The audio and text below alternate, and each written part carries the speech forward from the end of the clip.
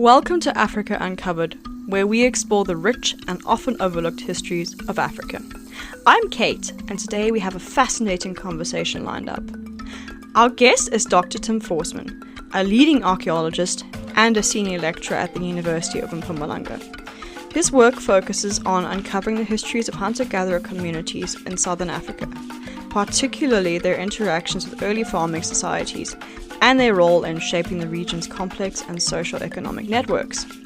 As well as being an author, Dr. Forssman has led groundbreaking research through the Hunter-Gatherer Archaeological Research Project, aka HARP, and has recently been investigating Thulamela, a significant archaeological site in northern Kruger National Park. He is also deeply involved in mentoring South Africa's next generation of archaeologists through initiatives like the South African Archaeological Student Society, and has also co-founded Upskill, an initiative fostering young talent.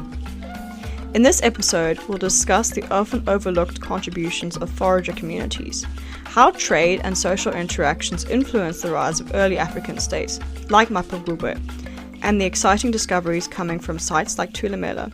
Dr. Tim Forssman, welcome to the show. Thank you very much for having me. And please feel free to call me Tim as well. Thank you, Tim. Can you tell us a little bit about yourself and your work as an archaeologist? Yeah, so I've obviously been working for a little while in archaeology now. I just had a real interest in the past. That's kind of what really got me into it. And the nice thing with archaeology is if you're interested in the past, you're interested in the outdoors, you're interested in a bit of nature, these things all come together quite nicely. You then become an archaeologist and you realize you spend most of your time, like we right now, in a basement, in a lab somewhere. But that's also fun. So I was sort of very interested in and always intrigued by the past as well, answering questions. And as a youngster, I used to have files with each file had a different question on it, and it was me attempting to answer these ridiculous questions because most of them were quite ridiculous. I was going to solve all kinds of problems, but now I just look at stone tools. Just an interest in the past, a fascination. Then going to university, sitting in on some classes in archaeology, realizing that a lot of what I'd read was quite wrong. I'd been given some of these pseudo-archaeological books, and that's kind of also piqued my interest. Very quickly, I realized they, nonsense. Then just gradually this whole sort of career unfolding, going to the field, spending time with people, having a lot of fun, realizing there's so many more questions out there that we need to answer that are really fascinating. And the next thing, it's been nearly 20 years now and still going, hopefully. That's amazing to hear. I would ask, how has your perception of archaeology changed over time from when you were young? What did you imagine it to be versus what it is now when you say you read the books that were nonsense? Yeah, that's a great question because it's something that's changed, absolutely foundationally changed for me. Initially, when I first started thinking about the past and learning about the past, it's Egypt. It's things like that. It's these big monumental places, which are absolutely amazing, and obviously attract a huge amount of attention for good reason. But, that's only one component of those societies. And often it's actually a very small component. It's a small group of people living in these big elite centers where the common folk, subsistence farmers and so on, numerically, there's a lot more of them, And so initially it's fascination with these big things. But once you start studying archaeology, you start realizing, wait, there's so much more than that monumentality and that urbanism out there that we don't really think about, in these sort of more public dialogues and narratives and popular media and so on. So that was one element, is that it's not just these big palatial settlements and so on. But the other thing from initially reading pseudo-archaeological books where archaeologists are being slated and, we're keeping secrets from the public and things like that. I always say, I'd love to know what secret I'm supposed to be keeping because no one told me this. When I got my PhD, it wasn't like, cool, here are the secrets, keep these safe, So I'm going to be very disappointed if I didn't get the memo. But, obviously we're not actually keeping any secrets. That's another element that I used to think about. Now, we deal with the minutiae of archaeology. It's the sitting down, counting artifacts, measuring the science behind it all. So that's another big shift that takes place. Not these grand arguments all the time. It's often the little details of people's lives that we're focusing on. And then I think finally, then there's the theoretical aspect as the final point. Just in my most recent class, I asked the students, what is the past? Does the past even exist? And so suddenly we're starting to unpack what we mean by past, because when we construct the past as archaeologists, it's been influenced by our politics. It's been influenced by our national narratives. It's been influenced by our own personal bias. It's been influenced by the technology we have access to, which allows us to study things. So the past that we are creating is basically kind of a reflection of what we have available to us in the present. And in 50 years' time, the past is going to be very different. So from that point of view, we're asking the question, what is the past? Does it, exist, at least in the way we present it? So, which I never would have thought of, when I first started archaeology. The past would just be this thing that happened. People say, it's history, that's what it is. But actually, history is deeply political, and the way we present it and use it. And so that's another transition and shift that's taken place over the years. So what you're basically starting deep here, No, it's great. I think it can only get better. Yeah. So essentially, history is far more complex than we give it credit for. Yeah, and I think the thing with archaeology as well is that we're dealing with bits and pieces. Really, the pictures that we get of the past are based on scraps of evidence quite often that are able to preserve food people eat. Often we don't have evidence of that. We might have some bones, but even if you think of bones, what were they doing with the animals? Were they making tools out of things? Were they creating sinew? Were they creating clothing? A lot of that doesn't preserve. So yeah, the past is complex for us because we're really basing our understandings on little bits and pieces that we pull together. And so, yeah, we have tools to deal with that, but it does create a lot of room for discussion and for disagreement. And, and another thing, what I think we have to consider is the past isn't singular. There isn't one past, and we haven't decided what that past is. It does change and it moves with our technologies and with our politics. So that's something to keep in mind as well as we move along now. It's quite interesting once you start to look at it, how different it is from our initial perceptions. Yeah. And I just want to go back a little bit back in our conversation. You were talking about, the elites in society, but I think your focus is on the foragers themselves. Yeah. And I'm curious, who were these foragers? Who are you actually focusing on? Where is your focus? Because we hear about kings, we hear about leaders, but there's very little, I would say, emphasis on these foragers. Yeah. So if you could just tell us a little bit about them. Yeah, totally. And that was a big driving factor around our project, was at least sort of recognizing hunter-gatherer communities in the past in the specific context of Mapungubwe, because they were around, but we don't talk about them, So yeah, the foragers I'm referring to are also called hunter-gatherers. They are the ancestors of contemporary San and Bushman society. Both those terms have been used problematically in the past, but the Khoisan Council of South Africa have elected them as official terms to use. So we use them out of respect towards the communities and the council. Generally in South Africa, the term San is preferred, and generally in Botswana, the term Bushman is preserved. So the foragers were the pre-colonial ancestors of contemporary San and Bushman groups. And they have a very long history in Southern Africa. They were around, as far as we can tell, for many thousands of years. It's debated. Genetically, there's an argument that they were around for about 100,000 years. But genetics also doesn't tell us about culture. So the San culture, we're not exactly sure how long that was around. Some archaeologists argue about 40,000 years.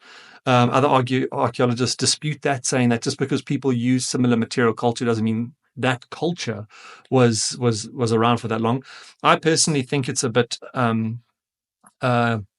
a bit reductionist, I suppose, to think of that the San culture as we see it today, after all the transformations that it's potentially gone through with colonialism and interactions with farmer communities and so on, to think that somehow didn't change over such a long period of time.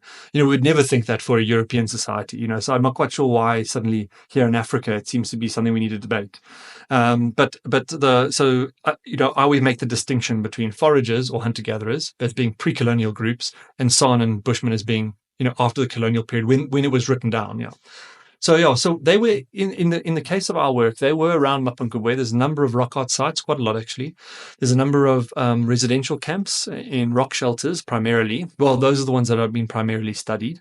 For my master's, I worked in the area and identified quite a lot of sites in the open as well, which we tend not to study because there's a lot of complications with them. So they were there. They were around while this state-level society was appearing. And what's fascinating about it, there's a number of things that are fascinating, but one of the interesting things is that most of the time, hunter-gatherer societies, when they encountered let's just call them complex societies, so societies that have state at a state level, so they have kingdoms and palatial occupations and so on. Most of the time when hunter-gatherers encounter such groups, the people, they've already undergone that process. But in Mapungubwe, when they encountered the first farmers, they were subsistence farmers, and they developed state-level society with bushmen around, with foragers there. So it's quite an unusual record that normally doesn't happen. And that's what made it quite fascinating, because how did these groups fit into these economies, these networks? Or how did they contribute? What roles did they play within society as these massive social transformations and the social upheaval was unfolding? And so that to me is just absolutely fascinating. And it boils back down to that, not focusing on the elite, but focusing on the community that kind of surrounds them in a way. Yeah. Yes. Sure. So, I mean, I think, again, this is, I wouldn't want to say a forgotten people, but they've been pushed into the background. And what you're essentially doing is bringing them out into the light and looking at the way in which they interacted with farmer societies, with farmers, and with subsistence farmers, and obviously, the state of Mapungubwe, or the city of Mapungubwe. And what were these interactions like? What did they look like? Yeah. That's a good question. The difficulty with interactions is we don't see the interactions. Yes, we see the evidence of it, and even that's debatable. So what we've been doing is we've been focusing on hunter-gatherer sites, but also on farmer sites where we think there's evidence of hunter-gatherers, which is a lot harder to sort of plot. This is not quite traditional. Normally, Stone Age archaeologists kind of stick to the shelters, sort of thing, and Iron Age archaeologists are in the settlement. So we've kind of transgressed that line slightly, and we do a bit of both. So what we look for. Fortunately, foragers and farmers had very different material culture. So we can quite confidently identify, or separate, I should say, forager material culture from farmer material culture. And so what I mean by that is farmers had pottery, iron, they had worked bone, they also had beads, and hunter-gatherers had stone tools primarily, and worked bone as well, so bone tools, needles, things like that, and they had beads themselves. So finely crafted stone tools, not something we generally find in farmer contexts. And the same goes for ceramics, glass beads, metal in forager context. So we can quite easily see when farmer goods starts appearing in forager contexts. Why and through what means is difficult to say. It may be opportunistic, it may be short-lived social relations. It might be exchange or trade, which is a much more formalized version of exchange. It could be just a relationship that hunter-gatherer society had with farmers and not representative of a bigger whole. So that's where the debate comes in, and the other issues are, for example, with pottery, is the pot itself the intended trade item, or is whatever was in the pot the intended trade item? In other words, the pot was just the vessel. And we don't know. We can obviously debate this, and there are ways of looking into it, but it's very tricky. So finding these social relations are quite tough. But what we've been able to spot, at least, is a kind of dynamic system. So hunter-gatherers are not responding in the same way. Some potentially are maintaining a more or less, quote-unquote traditional lifestyle, at least during certain times of the year or possibly permanently, whereas others seem to be specializing in certain activities. The term specializing has deep anthropological meanings. So I'm using it in a very loose sense at the moment. So, for example, one of the sites we worked at, Little Muck, where we spent most of our time, there is intense craft production taking place there. And it's super interesting because it's a specific type of stone tool that was being used for a variety of tasks, including working bones, stripping down hide, cutting or chopping or processing vegetables, and even shell. But when farmers arrive in the Mapungubwe region around about 2,000 years ago, almost all activities completely fall away, and only bone manufacturing continues, and it skyrockets.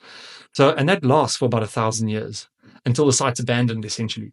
So something interesting is going on there. And at the same time, we start to see farmer items moving in. So it seems to be huge craft production taking place for the purpose of trade. The tools don't change. They are standardized. They're 92%, are small end scrapers, which is a particular form, over a 1,000-year period, which is crazy uniformity. About 20 kilometers away, which is not that big of a distance if you're used to walking 10 kilometers a day, regularly, there's another site at which the similar pattern happens. As soon as farmers arrive, there's a shift in cultural material, but at that site, it's in favor of hunting evidence. So people there started hunting far more regularly. So it seems quite dynamic. I think personally, looking at some of the evidence, hunter-gatherers groups responded and reacted in different ways, perhaps dependent on their own agency, their own decision-making, their own preferences, and whatever the preferences of the nearby farmer settlement were as well. It could also be, generally we see hunter-gatherers being highly mobile people, moving from site to site. I personally don't know if that took, in fact, if I'm going to commit to an argument here, I'd say that I don't think it took place. But, it may have. And if it did, you might find that some groups will move to, say, Little Muck for craft production for a period of time when that was important. And they may have moved to another site for hunting, and they might have moved to another site for more traditional like behaviors. So you could see kind of a dynamic settlement system unfolding as well. Like I say, I'm not convinced that they were as mobile as we tend to give them credit for, because in the Kalahari, they're very mobile, but environmentally, it's a completely different place. Much more constraints. Whereas Mapungubwe, it's wonderful. There's fruits throughout the, well, not throughout the year, but baobab fruits can be dried and eaten throughout the year. There's underground tubers and legumes. There's water throughout the year. So you don't need to be as mobile. So, but nonetheless, so I think we're seeing sort of kind of, it's almost braided. There's lots of little different threads of what's going on, interactions in terms of giving gift, exchanging with one another, but also probably interactions in terms of rituality. Hunter-gatherer communities could have been involved in rain control rituals, which has been an argument that someone has made, Alex Kuhlman from WITS. They could have also just been sharing information and knowledge. There could have been intermarriage. We don't have any genetic basis for the region, so we don't know. But in other areas, intermarriage did take place. So I think there's a whole range of things going on in terms of those social relations. Sure, it's fascinating because as much as you've uncovered, there's still so much that you don't know, and there are a lot of unanswered questions. But what we do see is there are interactions and that those dynamics are shifting and changing the whole time. Yeah, totally. So like something that I found during my PhD and an argument that I made, and obviously you could, someone else might dispute this, but I excavated a site that's basically a rock shelter with a homestead, so a village immediately outside. So as you step out the rock shelter, you're in the village, sort of thing. And in the village and in the rock shelter, I found overlapping cultural indices. So there was hunter-gatherer stuff in the rock shelter, but also in the village. And so it was all. It seemed all broadly contemporary. So the argument that I was making was that, or that I made, was that we have hunter-gatherers moving into farmer settlements, perhaps kind of excluded or pushed to the side, in this case, living in the shelter literally on the edge, but nonetheless part of the settlement, part of the fabric of that settlement. Then I had a master's student who we tried to unpack this a bit further, and we found another site which had basically the same evidence. And so we know of now at least 3 sites where this took place, but 2 of them date to about 1,000 years ago. And at that point in time, a new farmer group moved in called the K2 people. They took over kind of political authority in the region from the Zizo people. And from that moment onwards, we start to see a reduction of cultural material from hunter-gatherers inside rock shelters. And at that same time, we see these 2 open-air settlements being occupied. So we are seeing something, not clear what. Yes, some hunter-gatherers seem to be moving into settlements. At least that's how I read the data. Others might be abandoning the area altogether. Others might be transitioning to become farmers, or at least from a cultural point of view, in terms of the material we get to look at, becoming, quote unquote farmers. So something is going on. And that's another shift that took place at about 1,000 years. And then 300 years later, hunter-gatherer evidence is almost entirely gone. So yeah, there is different changes at different periods in time. And, seeing it is sometimes quite difficult. Yeah. I'm interested when you say 1,000 years later that evidence disappears. Why would that be? Where did they go? Were they, what's the word? Enculturated? Was it through intermarriage? Why did that major shift take place? It's hard to say. Again, but this is very much sitting on the fence, but I think it's probably a mixture of things. So I imagine some forms of intermarriage took place, at least initially, maybe not a bit later when the next group started coming in, and then hunter-gatherers were kind of maybe a bit more far removed. Initially, they were the first people when the Zizo guys moved in, but when the K2 group moved in, the Zizo people may have been perceived as first people, and the hunter-gatherers just got pushed a bit further down that social pecking order. Perhaps that happened. It may also be that there's a culturation, like you said, that took place, which we've seen potentially some evidence at Little Muck, but nothing clear, unfortunately. There is also, I think, possibly, and the area seems to have been largely abandoned after Mapungubwe by farmers as well. So Tom Huffman argued that Mapungubwe was abandoned completely and that the area was more or less abandoned for about 150 years. Why exactly? It initially was thought to relate to climatic changes, but we have better radiocarbon dates on the climatic change. We know that didn't happen until much later. Not much later, but over a century later. And so maybe there is a mass abandonment of some kind, including hunter-gatherers leaving the area. It's also possible that the appearance of Mapungubwe and the development of this new political system is just pushed hunter-gatherers out, possibly. I think it's probably more dynamic than that, but maybe it pushed hunter-gatherers out, and maybe that's why we're starting to see this reduction of material culture, because they're being squeezed out of these spaces. Land and territory becomes an important thing. You have cattle to graze, you have farmlands. Maybe the resources took a bit of a decline at that period in time. If we know there were thousands of people living there, that wild resources may have plummeted, they may have moved, and hunter-gatherers might have had to move in order to maintain their traditional lifeways. We can speculate. And what I'm doing now is all speculation pretty much. So I'm not exactly sure, but it does seem to be a pretty clear-cut pattern. The one question or one point of concern would be that, unfortunately, evidence at the upper levels of sand and deposit in a shelter is usually the most disturbed because there's more people using those sites, especially in the historic period. So it's also possible that those upper levels have churned a bit. So that finer grained resolution that we need to answer some of these questions, whether people were there at the same time, whether one person replaced the other, unfortunately, some of those levels are mixed together. And so it seems that they were just both groups were there, when in fact it's just this muddling of the deposit, essentially. So, question of resolution of what we can see versus what we can't see. And, a decline in material culture, does it mean acculturation? Does it mean migration? These are all things we can't really properly answer at the moment. At least not in this present, present moment. Hopefully at some stage we'll know what's going on. Yes. Yeah, you never know what you might find in the future. But thank you, Tim. That's fascinating. I just want to move in a slightly different direction. So I want to look more at obviously this is related, but looking at your work with HARP, with the Hunter-Gatherer Archaeological Project. Yeah. Research project. Project. Okay. Even I was like, that's right. Oh, no, wait. Good that I checked. Yeah. So I just want to know a little bit more about that and how it links to your current work and where that's going and what your focus is. So one of the part of the grant that we had was to look further downstream from Mapungubwe, because there are other questions around how did materials, trade goods arrive on the landscape, who was moving it, was it moved with oxen? There's a whole variety of questions we can come up with. From my point of view, I was interested in whether hunter-gatherers were involved in this. So our intentions were to look downstream from the Limpopo towards the coast and look at hunter-gatherer sites in that kind of corridor to see whether or not were they acquiring trade wealth in that corridor region as they were around Mapungubwe, and was that trade wealth also through trade, or were they part of the movement of these items? These were the hopeful questions we were sort of coming up with at the time. We dug one site roughly about 100 kilometers east, so towards Northern Kruger, but we didn't find any convincing evidence. We found a nice sequence, but nothing to talk about trade really. That's a site called Skirbeek Shelter. And then I was approached by Peter Delius to come and look at Northern Kruger, from Tulamela, which is based up in Northern Kruger, towards the coast. So that's sort of where it all began. Since it was already in kind of my view shed, in a sense, I was thinking about, doing some stuff down there. Initially, we thought, great, let's get in there. Let's go look at some hunter-gatherer stuff.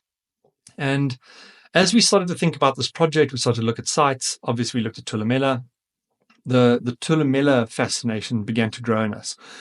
Because we started to realize the problems with the work that was carried out, the problems with the location of the excavations, things like that, problems with the chronology of the site, problems with the burials at the site.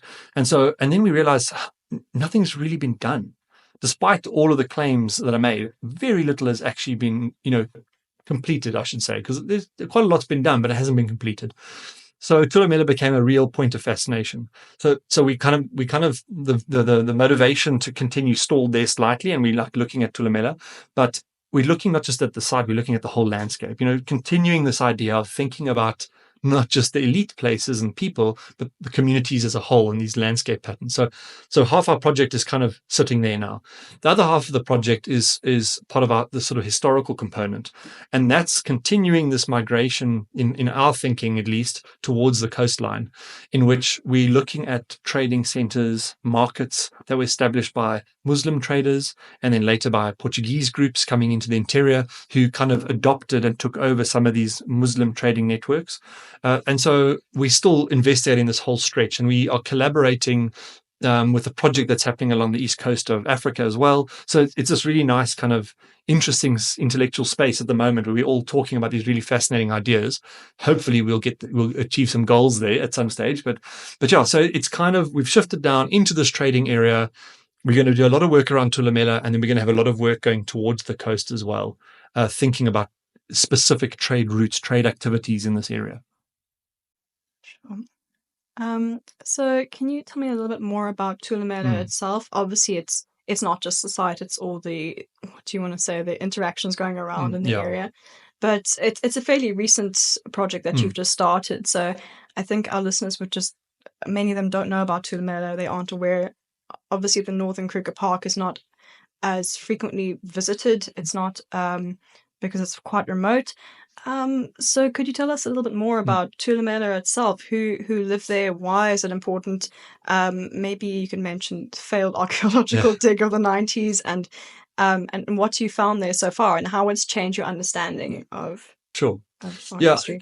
Tulumela is just so fascinating. I think it's, as a case study, it is remarkable because it touches on so many different issues. It touches on national politics. It touches on issues around amateur versus professional archaeology. It touches on issues around shifting narratives in terms of how we approach the past and also in terms of how we engage communities. So it was originally found in 1983 by a ranger in the area. People knew that there was something up there. So there was an instruction to look for something quite fascinating. And in 1983, a ranger found it, Flip Nell, and it was reported and it was confirmed that this is likely the site that everyone was interested in. There are other sites in the area, Makahane, Majigwili, and they were known of at the time, but Tulumela it wasn't known of at all. And so 1983 it was found. Only in 1990 did people start working at it, where the National Museum went up there and started work. They did a large mapping program of all three sites and they did limited excavations. But it was at Tulumela that they found a large number of artifacts, including some gold beads, and that had the most promise. They ran some radiocarbon dates on the site as well, and it stimulated additional research. So coming towards the end of apartheid now, this site was seen as a flagship site in Kruger National Park and in South African history because it demonstrated the significant pre-colonial past that took place here, and that it's not just when Europeans arrived that the real important history began. It was before that. Which today we accept without even blinking an eye. But at the time, it wasn't something that generally was accepted, not supported by the government largely.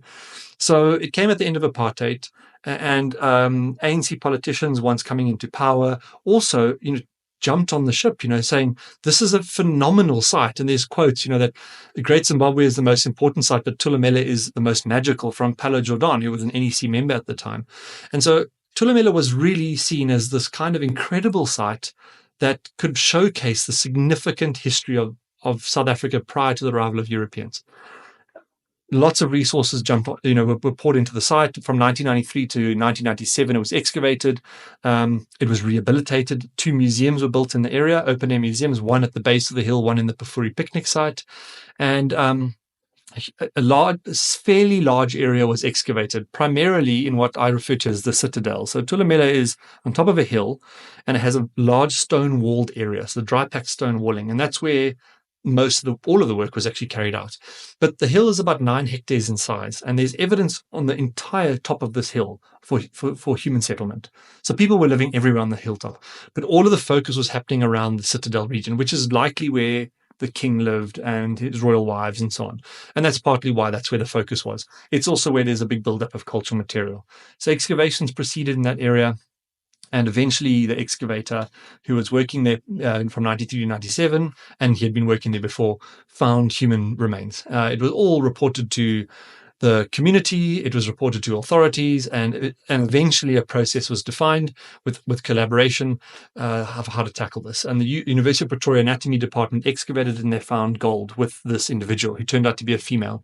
They then discovered another burial in another area of the site, also in the Stonewalled area, which they excavated, and they found a lot more gold, and it was a male. The interesting thing is they ran radiocarbon dates on both specimens, and they died. Initially, they thought they died at about 130 years apart from one another, at least. So, in other words, this individual, the male, died, and about 130 years later, the female died. So they didn't even know each other. It also, based on the burial of the male, seems like it was removed and brought to the site, possibly during the sort of opulent phase of Tulumela. And it may have been part of a process of bringing ancestors into the site because the bones are bundled together and packaged quite neatly, whereas the female is in the more typical position, fetal position, sometimes referred to as knees up towards the chest, arms tucked in and lying on the side. And so, but I've recalibrated these dates now with, more advanced calibration curves and so on. And they actually overlap by about 35 years or something. So there's actually a possibility that they were alive at the same time. But anyway, that's part of our ongoing research. So the gold and the human remains took up most of the attention. After 97, everything just sort of subsided. It's just kind of that inertia that this project had picked up just started to lose steam. By, I'd say, 2000, it had largely kind of just left people's sort of memory. There was an attempt in 2000 to do some more work at the site, which ultimately, and unfortunately, for other reasons, didn't take off. And the site, we kind of talk about it as being forgotten, It was up in this northern reach of the park. And as you say, not many people go up there. So a lot of people are experiencing it.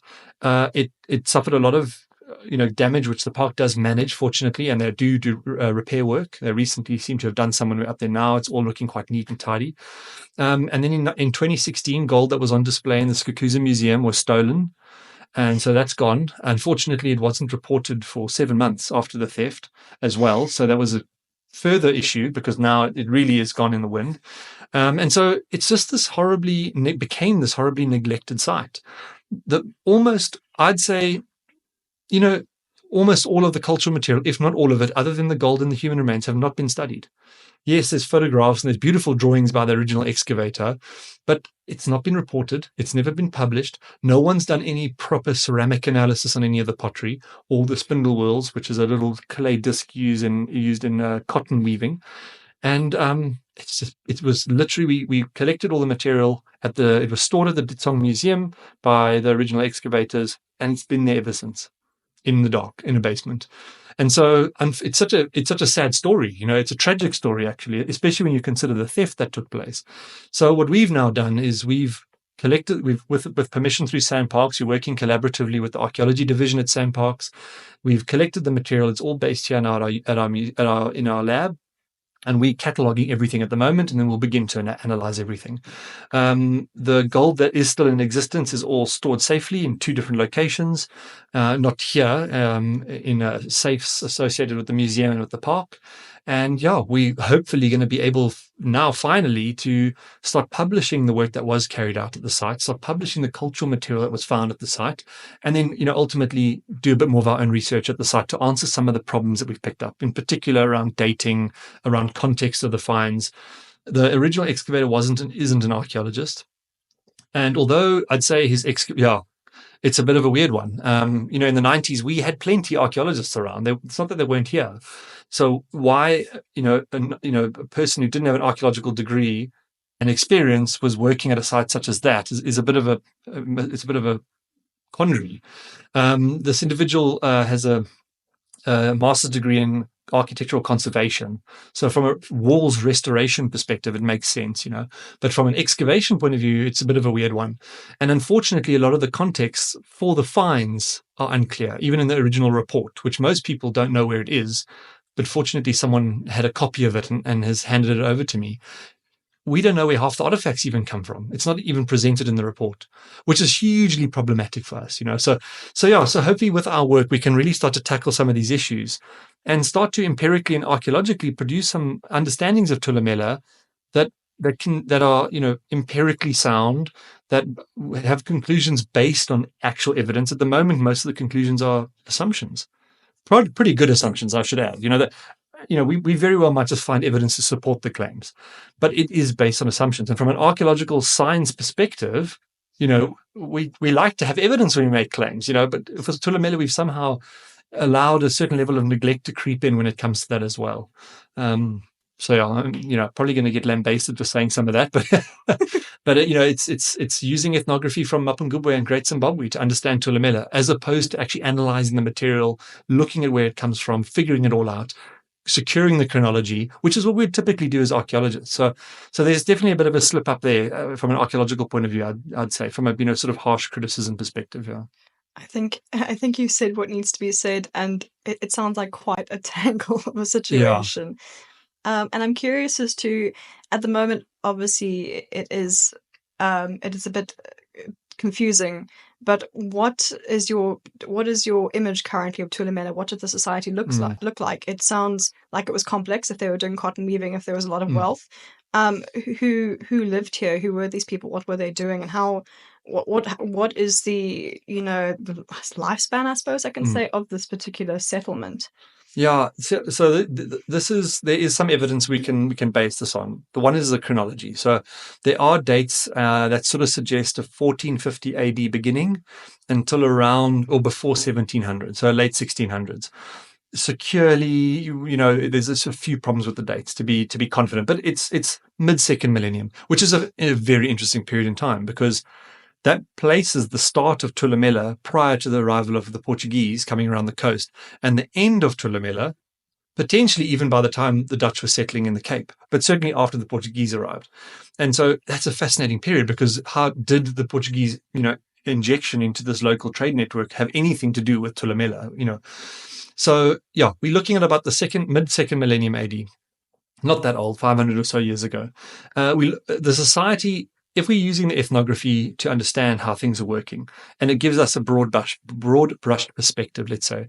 So we've got an elite community living on top of the hill, probably in the stone-walled area, a king living there, and surrounding that, on top of the hill, there appears to be additional community members, which could be elite groups, probably elite or royal of some kind. More than likely, if again we're using the ethnography, the royal wives would be near the king, in probably some of the separate enclosures in the stone-walled area. But they could also be in the surrounding hilltop location. And so, if we think of Great Zimbabwe, you have this elite settlement on top of the hill, and then you have a center down below, which some people call the fertility area, some people call the royal wives area. So there is a bit of spatial distinction, and spatial separation of areas was very important in these settlements, and it tied to the way that society was constructed. So we have this hilltop settlement. There are some settlements around Thulamela as well. A number of the hills have settlements on.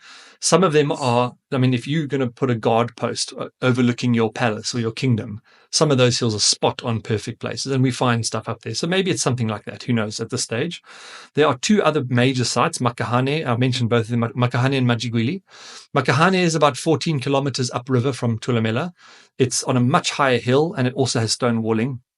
Majigwili is south of Thulamela by probably, I'm not sure, but probably about closer to 20 k's. And that is in a really nice grassy area. So it's out of the floodplain. It's out of the sort of this really nice wet area on the Luvuvu River. And it's possibly the idea that the original excavators came up with is that's possibly the grazing. So maybe like a cattle outpost where grazing could take place. So very possibly you had multiple kind of centers that were operating together, Thulamela perhaps being the most important, but also it's the only one we've actually properly, excavated. The others have had very limited excavations. And then you would have had subsistence-based farmers surrounding that. So a lot of the hills have evidence of people living on them or performing some form of activity. Whether that's a settlement pattern, I don't know, because in the floodplain, people may have been living there, but flooding has hidden their sites, washed them away. We're not sure. There is an early K2 site, so this is pre-Mapungubwe that we are going to excavate hopefully in the middle of the year. pending all the permissions that we require. And that would give us really good sense of the early parts of trade, hopefully, because it's right by the confluence of the Luvuvu-Limpopo River. So you'd have a society that's kind of spread out across this landscape. You have an elite community possibly at Tulamela, maybe sharing power in some way with people at Makahane or Majigwili, or maybe overseeing what's going on at Makahane and Majigwili. People would have been paying some form of tax to this community, perhaps in the form of agricultural good products, livestock, maybe even raising livestock or looking after cows, and possibly other goods as well, such as performing craft activities. On the hilltop, there's a lot of these spindle wheels. So it's basically, if you just picture a clay disc with a hole in the middle, the stick would pass through the hole, and on the bottom would be a clump of cotton. That stick would be spun, and cotton would be pulled through the hole of the clay disc just to create your nice cotton threads. And so, as you say, there's some kind of production of material going on. Unfortunately, that doesn't preserve archaeologically. But cotton was introduced into the area from traders along the East African coast. So we know it's linked in some way to whatever's going on there. There is evidence of gold smelting. One ceramic shard had some gold adherence to it, suggesting that it was involved in some way with gold production, possibly even just as a receptacle to hold the gold or the molten gold. We're not sure. There's a photograph of it and there's statements about it, but there's been no actual proper study on this. But it is also only one shard. Whether it indicates local production, whether it's a piece that was just passed along as a thing from the gold production processing, who knows? There's also an incredible amount and beautiful a number of metal goods. And these include harpoons, barbed harpoons, arrowheads, spears, iron hoes for tilling land. And so that metal crafting would have taken place as well. Not exactly sure where, but it would have also happened. So I imagine if you stood on that hill, if you were allowed on top of the hill while people were living there, if you stood on that hill, you possibly would have heard metal clanging, the sharpening of spears. There's some evidence that spears were sharpened on top of the hill. You may have heard there may have been fires going for smelting metal. There may even have been a furnace fire in the distance, if it was, because these are often secret locations. You probably would have seen women performing various activities related to agricultural products, related possibly to weaving. I think it would have been quite a vibrant space, with a lot of activity, a lot of people moving about, livestock as well, possibly down in the valley if it's during the day, grazing and things like that. So it would have been a really interesting spot to be at. It was only occupied for about maybe not, I shouldn't say maximum, but around 200 to 250 years. From the chronology that we have. Probably there were people living there beforehand, but Tulamela, about 200 to 250 years. That's not very long. That's a few generations, in the grand scheme of things, and it might even have been far shorter than that, because we have problems with the chronology. So, I think it's relatively short-lived. Same as Mapungubwe, same as Great Zimbabwe, relatively short-lived, probably vibrant place, lots of activities, lots of things going on, traders moving in and out, possibly even Muslim traders coming in and out. I use the term Muslim as opposed to Arabic. Some people will say Arabic, but a lot of historians argue that Muslim is a more appropriate term because it's like pre-Arabic, or, we're not sure exactly when we can say, okay, from now on it's Arabic or whatever. So it's people, the Portuguese called them Moors. It's people sort of in line with that. They're all connected, in some way or another. So possibly Muslim traders coming in because there is porcelain, glazed porcelain at Tulamela that's probably or possibly eating ware from Muslim community or Muslim person or traded itself. We're not sure. And then, there's possibly raiding parties taking in the area, you've got trade, you've got all this wealth moving through. I find it hard to believe that there aren't raiders, bandits moving around the landscape as well, So I think it would have been a really fascinating place. It's strangely eerie and yet beautiful at the same time to think of this incredibly dynamic society and all these global links. I think we don't always consider that as to how globalistic. How do I say that? Globalized Tulamela was, and although it was short-lived, as to how much actually happened in that time is quite fascinating to think of. Totally. I think we have an image in our heads, perhaps, which isn't always correct. Perhaps of these isolated, remote settlements, and that's not always the case. There's far more going on than we see. Yeah, and it's quite fascinating to look back and think about it and picture these societies, and to change our mindsets Yeah, based on I mean, that's a very big mantra for our project, in a sense. Yes. Our catchphrase that we use is locally rooted, globally connected, Yes. because it's these local things that are taking place, but connected to much larger global networks and markets. And we tend not to think about that. Often the perception is that, and this is a perception largely in the public and so on. The scholars working on this don't have this perception, but it's something that we need to address because people do think it. The perception is that most of these communities were fairly simple communities, subsistence-based farming, when in fact they had very complex sets of political organizations, stratification, craft specialization. They were controlling wealth. If you're part of these wealth networks, you also have a degree of power because you can limit what enters the market and what doesn't enter, and what doesn't enter the market. Yeah, and so you can potentially be quite a powerful net player. And certainly these centers, you'd imagine they had elements of that to it. So yeah, I mean that's a really big point, and it's a point that I think we often don't give enough credit to. That this part of the world was so deeply connected with vast regions of the world that we don't always talk about. Mm-hmm. Fascinating. So Tim, you're very involved in a lot of archaeological projects, but you also at the same time are giving back through students, through developing students, I rather should say. Can you tell us a bit more about that as to how you are building up South Africa's young archaeologists, and what challenges do they face, and how are you helping to mitigate those challenges through your initiatives like Upskill? Yeah, I hope I'm helping develop. I mean, it's a very nice way of putting it. But yeah, so it sort of started some time ago. I was at a conference and listening to people talk about two older archaeologists retiring, Tom Huffman and Tim Maggs, and they've made an incredible contribution to the field, and they have had incredible careers, and they've inspired many, many archaeologists. And they spoke a lot about legacy. And the thing, when you think about legacy, it's not something you do when you're preparing to retire. It's something you have to do throughout your career. So I said to a friend of mine, well, look, I said that to him, and we said, let's start something. Let's do something that can hopefully have some kind of an impact. Hopefully a good one. Not that the legacies these exclude everything up that they did. So we came up with some ideas. We were students at the time, and in that moment, we had identified a lot of things that we wish we had known as students or had been helped with. So we started something called the Student Development Workshop. It's a week-long workshop. That was in 2013. It's still going. We're not involved in the organizing anymore. The idea was that students would run it. So, and it's basically a week-long, fully funded program where students get together, usually outside of the city or outside of the classroom, and people give up some of their time to come and teach different skills. And it's been, we've done things like, snake handling, gun awareness, because you encounter snakes and you encounter guns when you're in national parks because you have to have armed guards with you, all the way through to how to write a funding application, and then obviously also how to set up an excavation. So it's a lot of skills that some are taught at universities, some aren't taught at universities, some are very useful, some are depends on your context. And then Upskill was something that we launched at Pretoria when I was there, which was kind of a micro extension of that in a sense. Theoretically, it was like a theoretical extension of it, where every month or so we would do very focused skills sessions.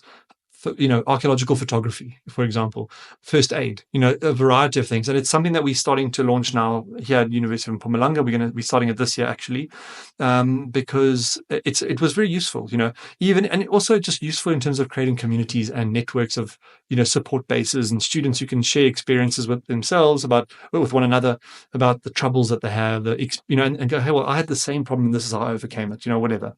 So I think, I personally think it's really important and really valuable.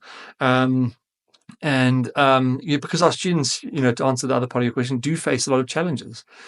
Jobs being one of them. Being skilled when you enter the job market in the right ways.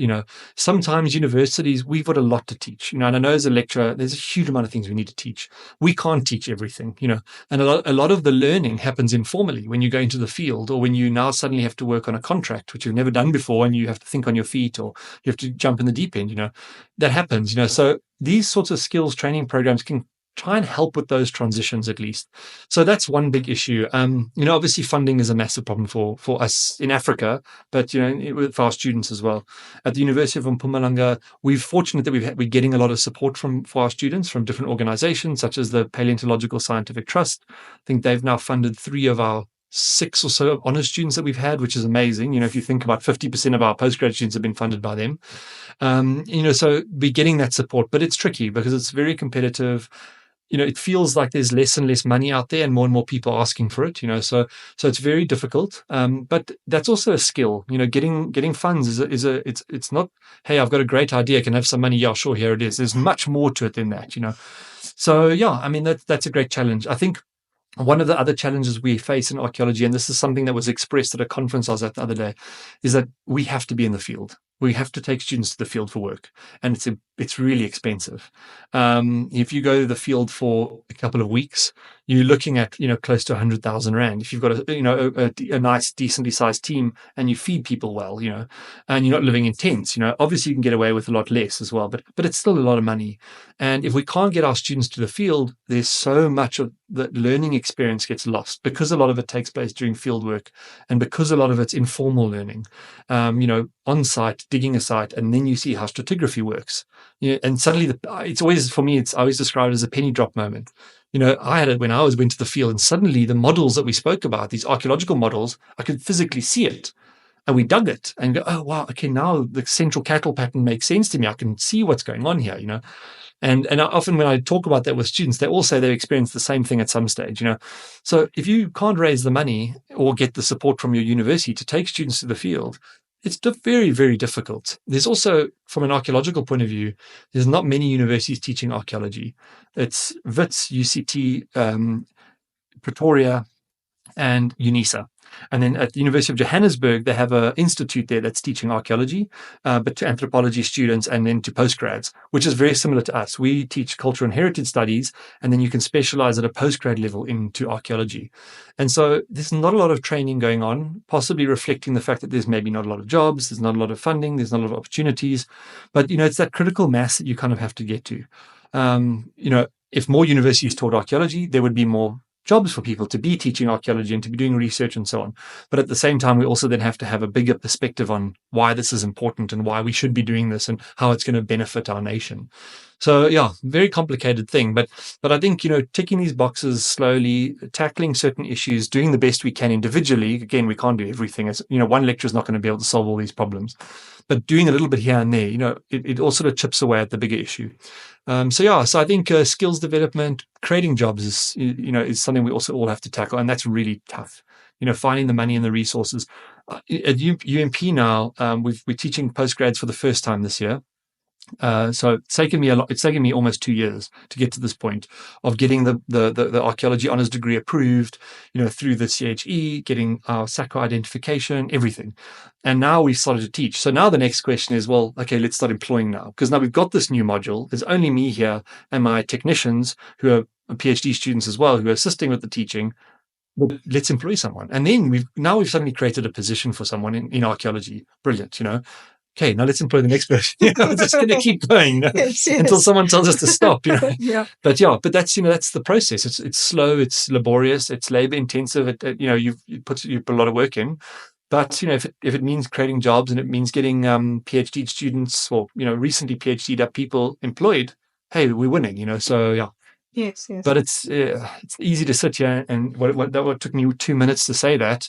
It's multiple years. It's pushing the right buttons, drawing in the right attention, showing that it works through publications, through training, through all these different things, getting funding for technicians and stuff.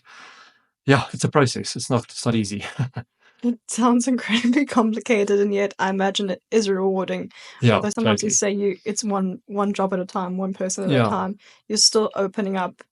You're still opening up the field, and I think that's quite exciting. Yeah, no, Yeah. it is. And working with young students coming through, any student, whether, older students, young students, but sort of these fresh minds who are tackling these problems, and the enthusiasm that they come with, and the excitement that they bring, you can't help but find it contagious, and then you get wrapped up in all of this excitement.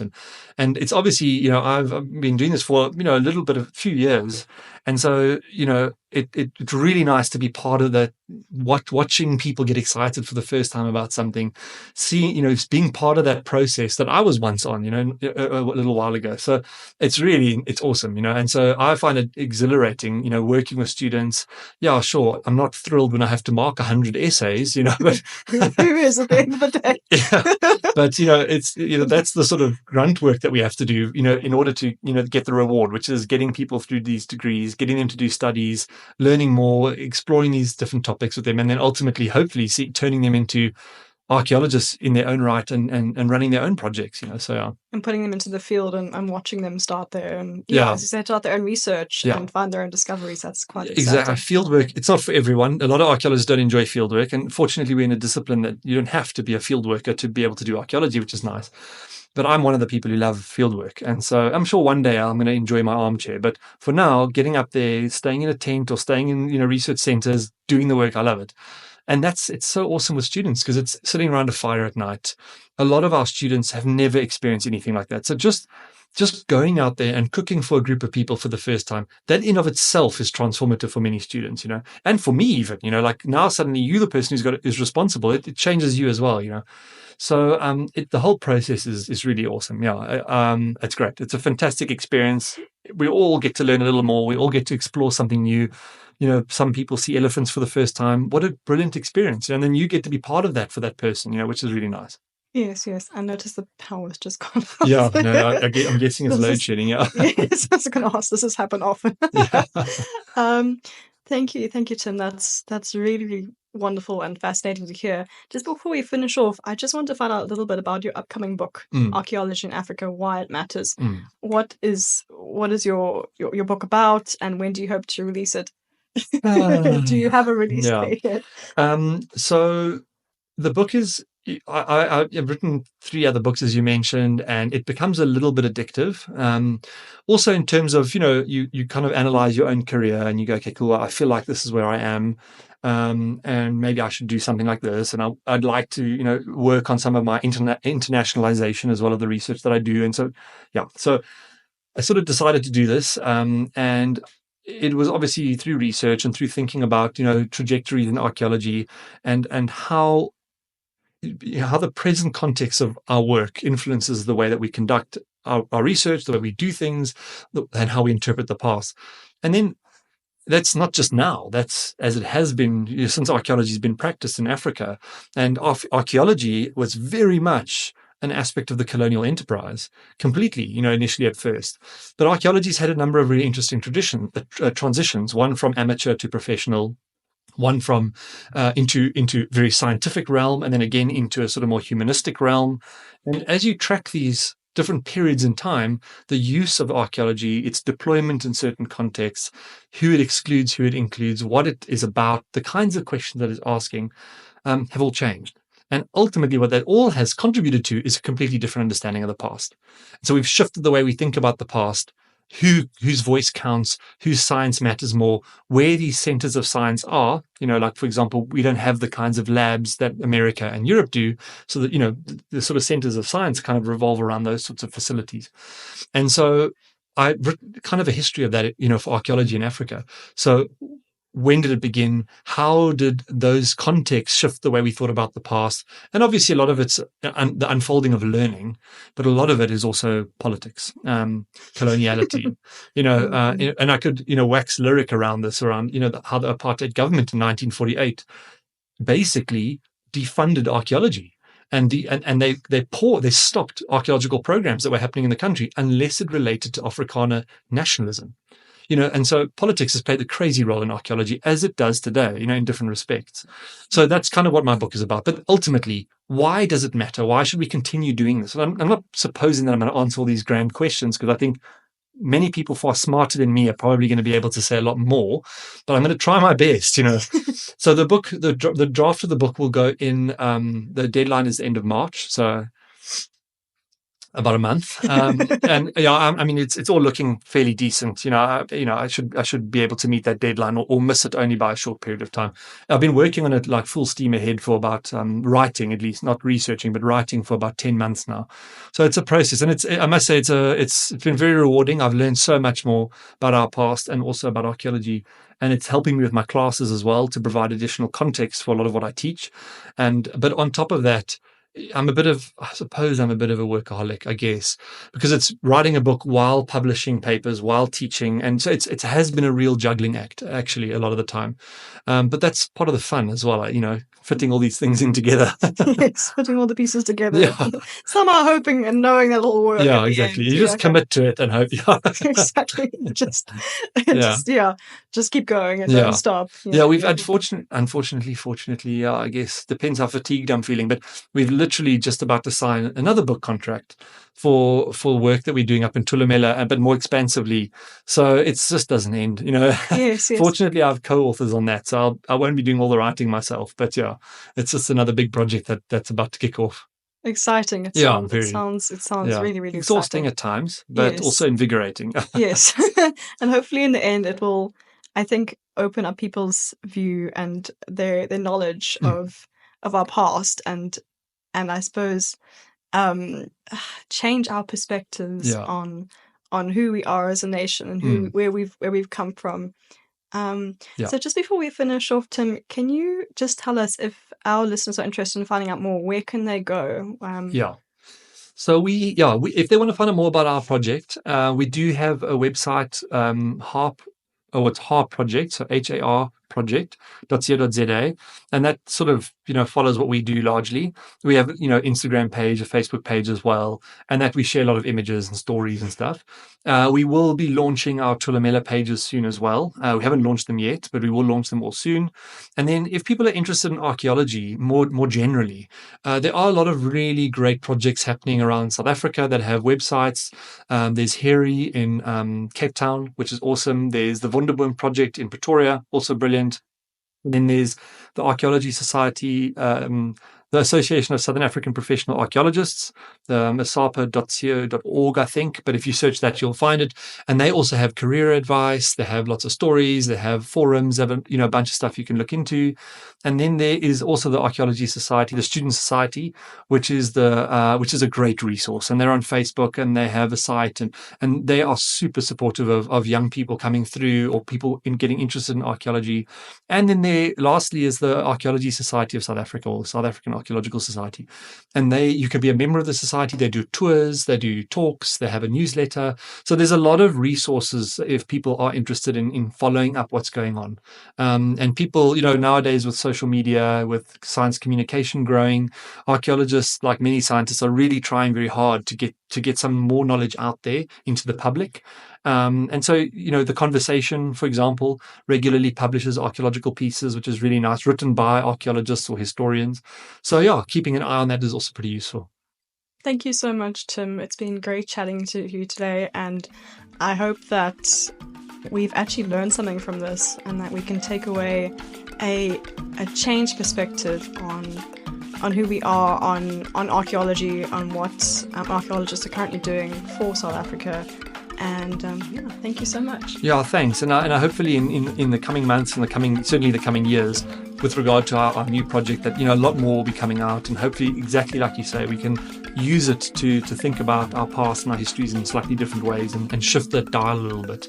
But thanks very much for having me. It's always a pleasure to talk about the past and about these wonderful histories that we get to study. So I appreciate it. Hopefully everyone enjoyed listening a little bit to my ramblings.